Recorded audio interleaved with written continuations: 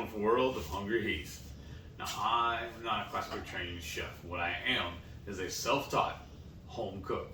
I have studied under several television chefs. I have a PhD from YouTube University and a black belt in Google Food. I love to cook. The only thing I love more than cooking is my wife, the sensational Shelly eats steak.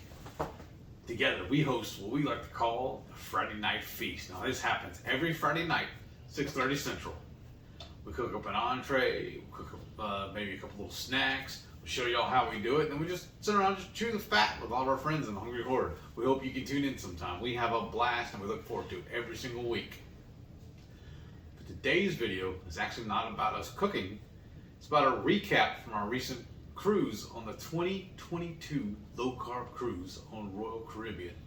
Was that Harmony of the Seas? Yeah, the Harmony of the Seas. So just kind of our takeaways, pros, cons, and what we would do different. Yeah. Yeah. So what's your takeaways from the cruise itself? I want to book another one. I had a blast. We look forward to cruising. Yeah, we do. And I still apologize to you for not wanting to do cruises in the first 2 years we were married. Yeah, you owe me. So let's go book another one for this weekend. That'll make up for it. I wished. Just saying. But the ship is a rather large ship, so just keep that in mind.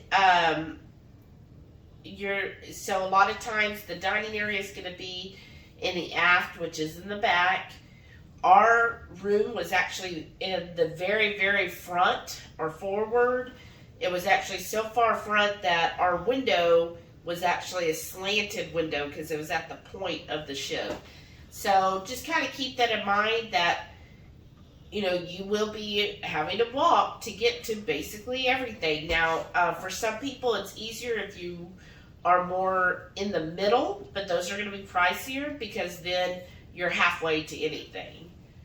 I would say our takeaways. So let's think about takeaways for the speakers. Fantastic. I liked every single one we attended anyways.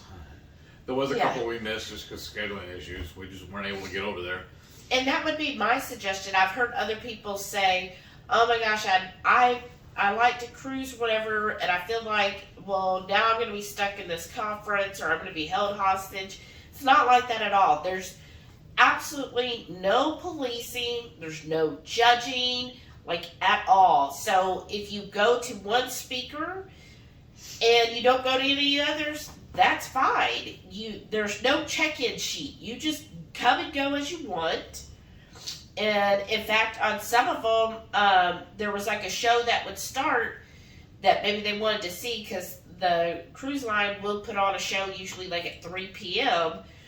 Well, that's usually when it should end, but you want to get there ahead of time because usually you got to check in about 20-30 minutes ahead of a show. So they would leave and miss that last part of the conference. And the conferences are just on sea days, so you're already going to be on the boat. So you're not missing out on a port. So it's just you might miss an activity or you go to the activity. And in fact, I know Mr. Blue Dove didn't go to the conference at all. So it's all up to you on what you want to do. If you don't feel like going, then you don't. Or if Debbie is really good. Her and her whole group, Kathy, Alyssa, all of them, they really organize it and they put out ahead of time a program. So you know before you even get on the ship, okay, here's the program for the week. Here's and you can just highlight, okay, I want to go to these speakers. And then maybe that's all you go to. And that's perfectly fine. Yeah. Any other takeaways from any specific speakers?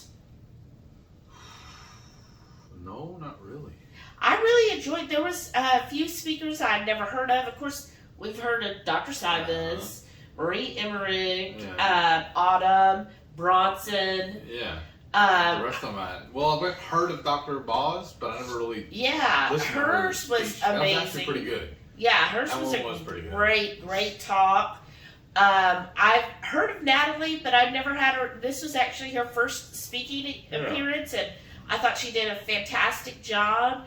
I enjoyed listening to Debbie Potts And I also liked, let's see, I was trying to think, there was somebody else. I liked the personal story. So you shared your personal story and Jennifer Butler.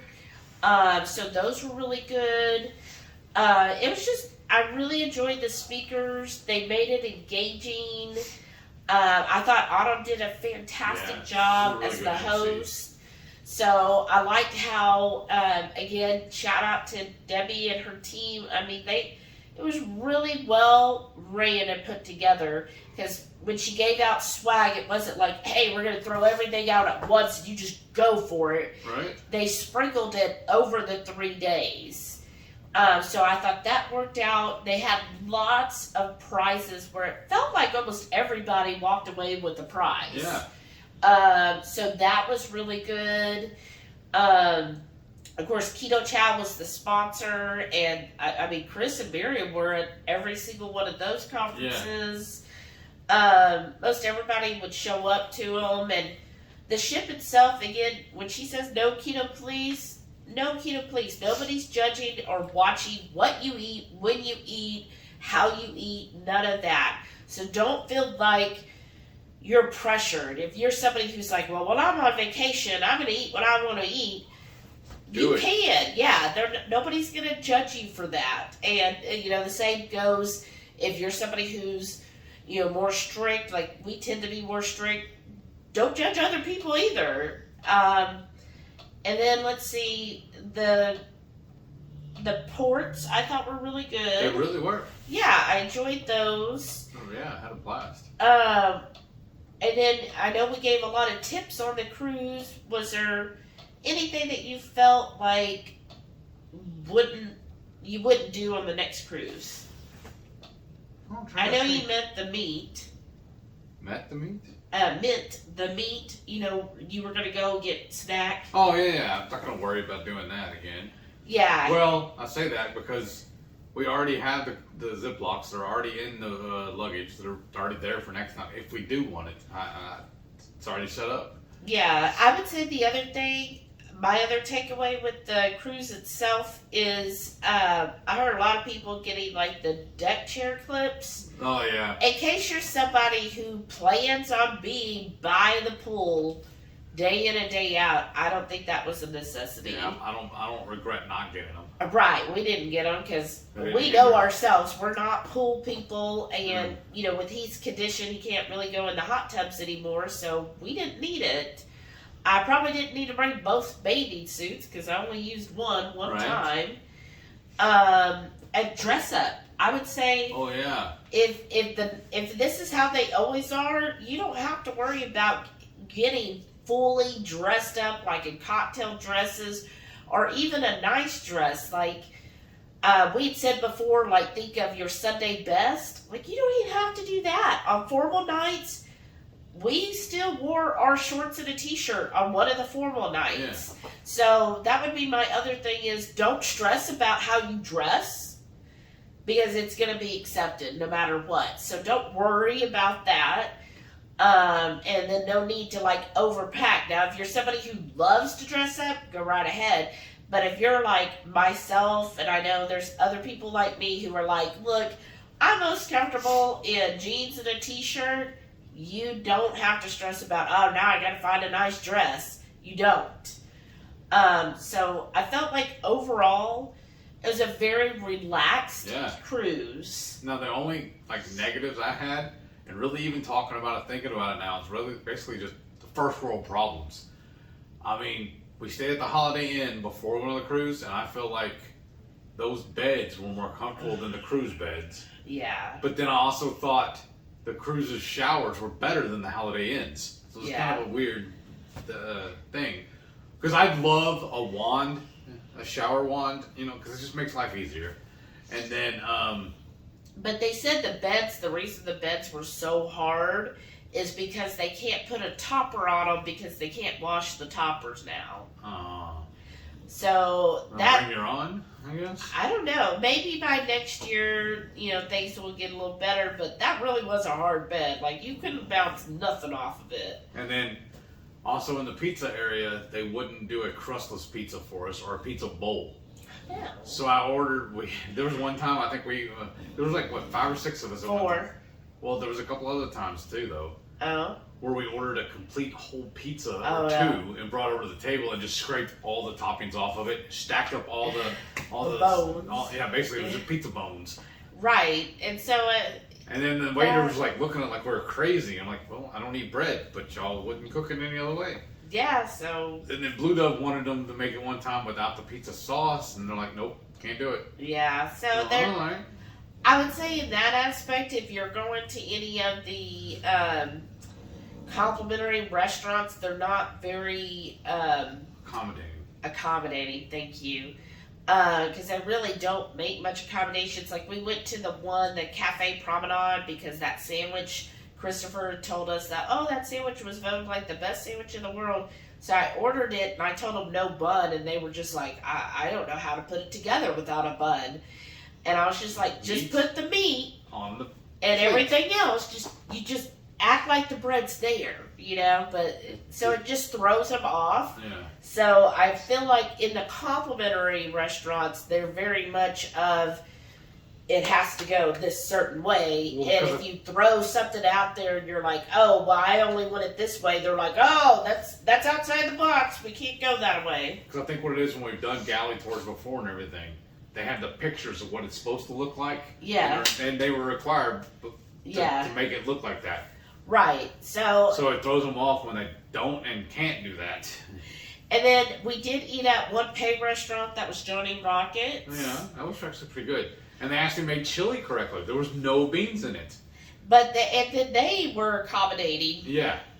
So like he made the adjustment when I was like, no bun. He was like, oh, okay. And it came out and it looked great. Yeah.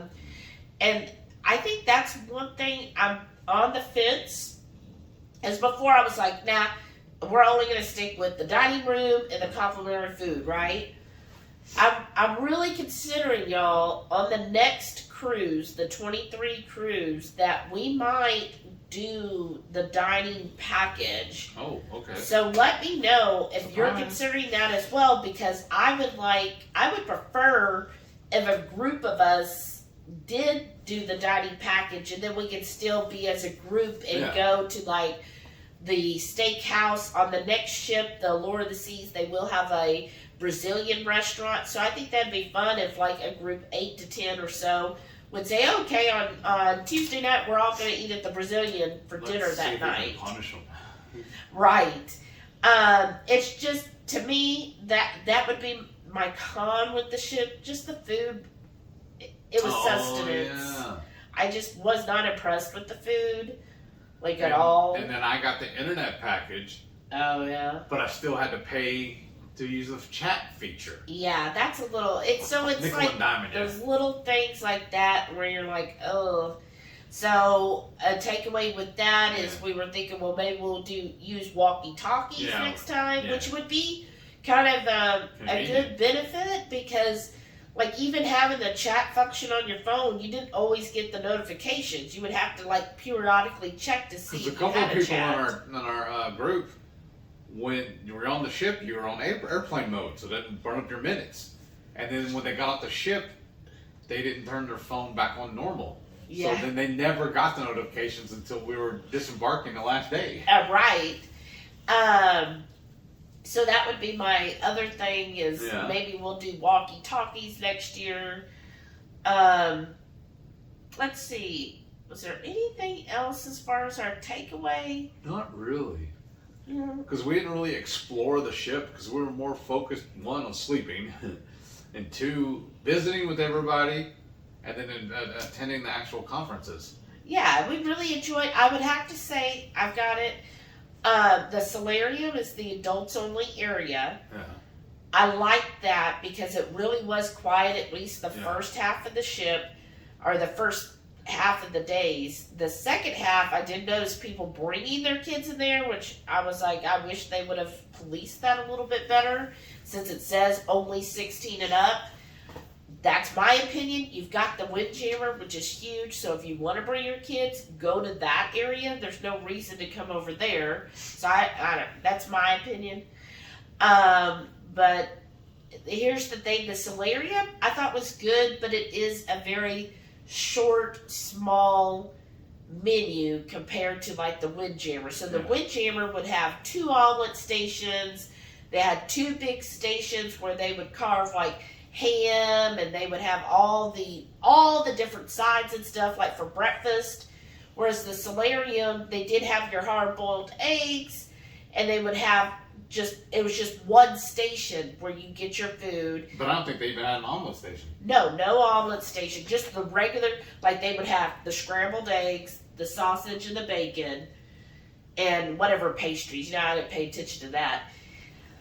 Whereas the Windjammer, you had a lot more options. So it's just kind of, like, I like the solarium because it generally was quieter, but you didn't have as many options. But then the Windjammer would be so much busier and louder, but you would have a lot of options. Like you could get an omelet.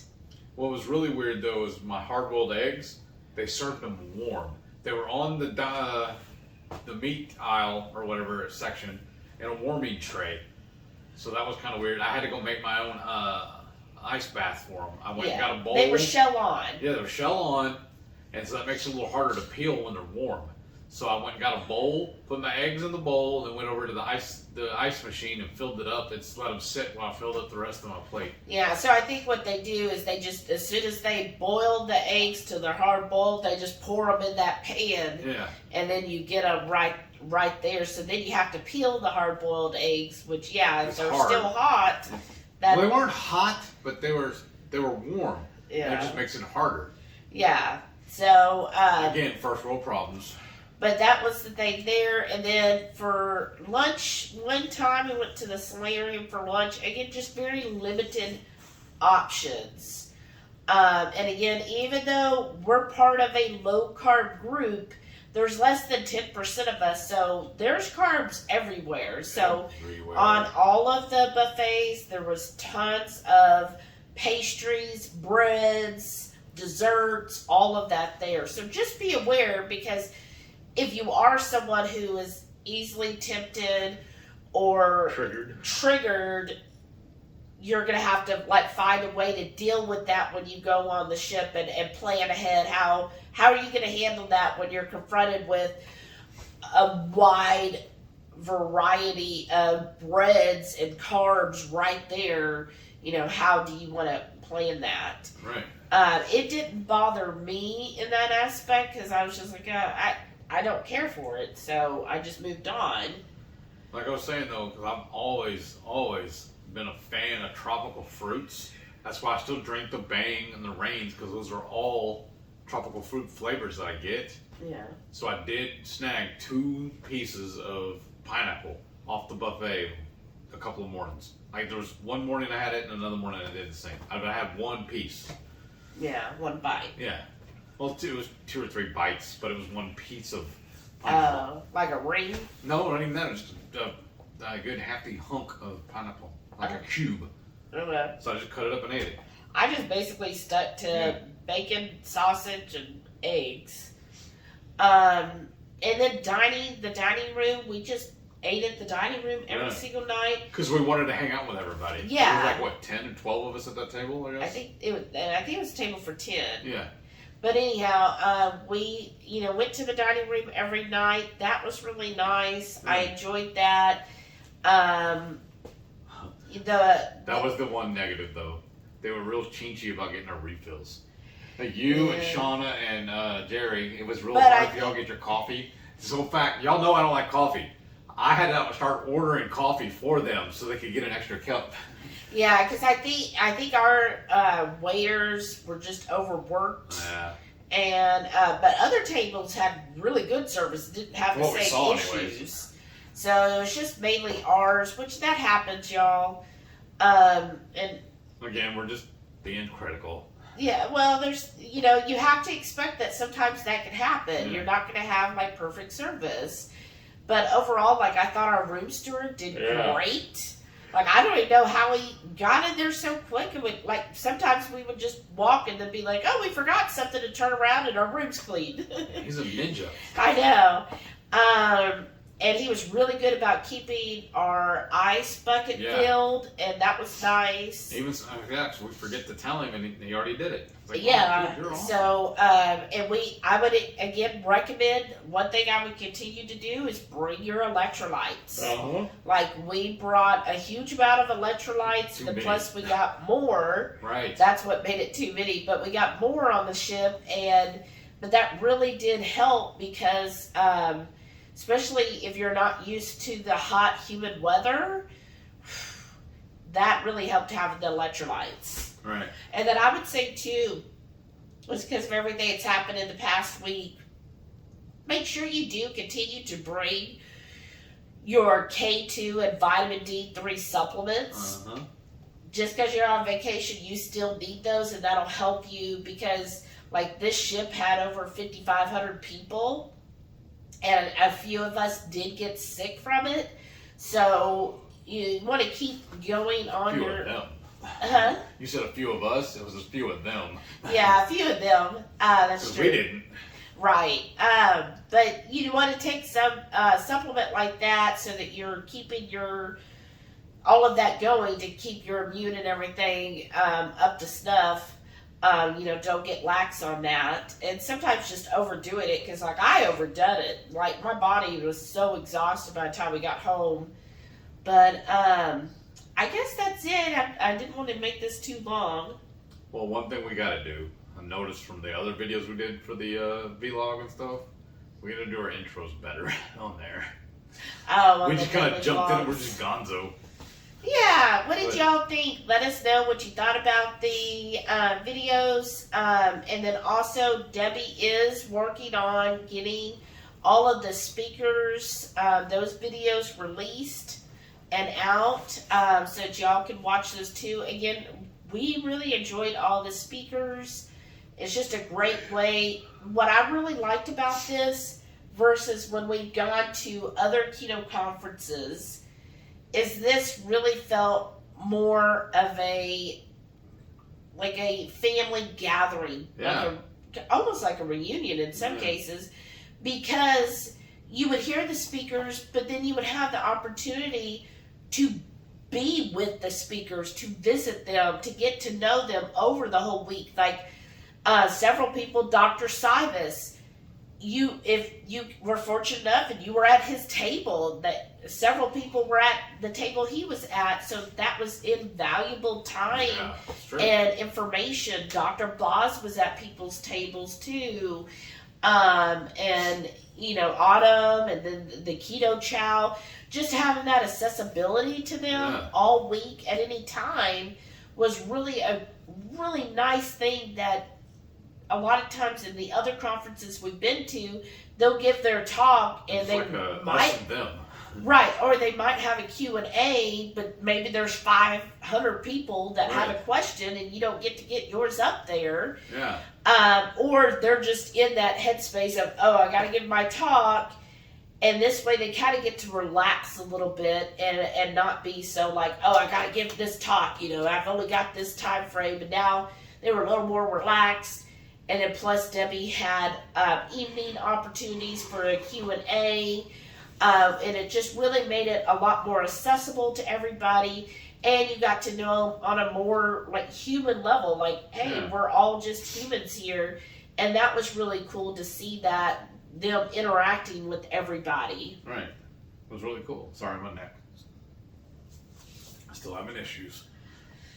And then I guess that's really it. Yeah. So we already are booked for next year. Yes. So definitely get that going. Yeah.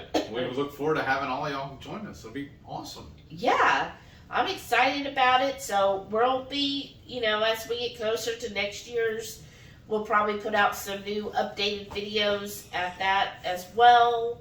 And especially since that's going to be going out of Galveston, maybe we'll do some, here's Houston. If we find anything that's interesting about Houston. If we find it, that's awesome.